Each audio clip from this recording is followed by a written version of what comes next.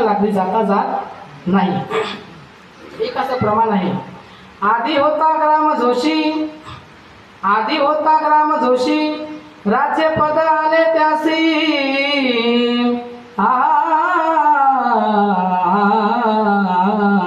त्याचे पंचांग राहे ना, मूळ स्वभाव जाय ना. माणसाला लागलेला मूळ स्वभाव, माणसाला लागलेली सवय एकदा लागली का लागली जाता जात नाही. त्याला देखील त्या माणसाला तशी सवय लागली होती. कशाची? शेवटी त्या काही माणसाला सवय लागते, कितीही सांगितलं तरी ऐकत नाही. शेवटी नारद मुनी म्हटले, बाबा तुझा एवढा घरच्यांवर विश्वास आहे, आज तुला असं वाटतं की तुझ्या दुःखात ते सहभागी होतील, माझं ऐकत नाही ना, तू देवाचं नाव घेतले ना, एक काम कर, तुझ्या घरच्यांचा विश्वास नाही, एक काम कर, तू घरी जा, तुझ्या मुलाला, तुझ्या पत्नीला, त्यांना घरच्यांना विचार की मी जे काही पाप करतो, जे पाप कृत्य करतो, या दुःखात तुम्ही सहभागी होणार का?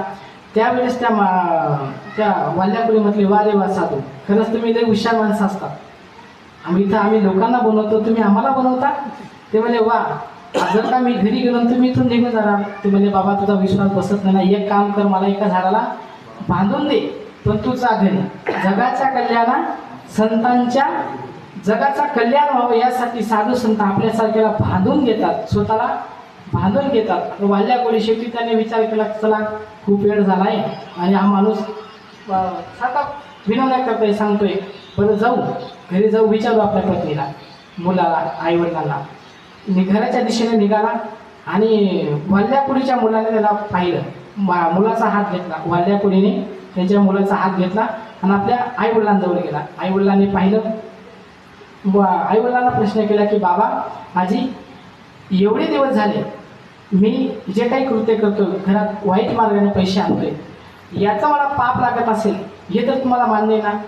ते म्हणजे नक्कीच हा पाप मार्गाचा पैसा आहे, लोकांचा सुखाचा संसार आपण दुःखाने करतो, याचा आपल्याला पाप लागत आहे. पण मग मला सांगा, हे मी कोणासाठी करतोय? आपल्यासाठी. मग तुम्ही या दुःखात सहभागी होणार ना?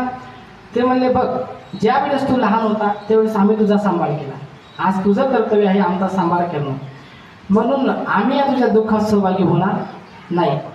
आणि त्या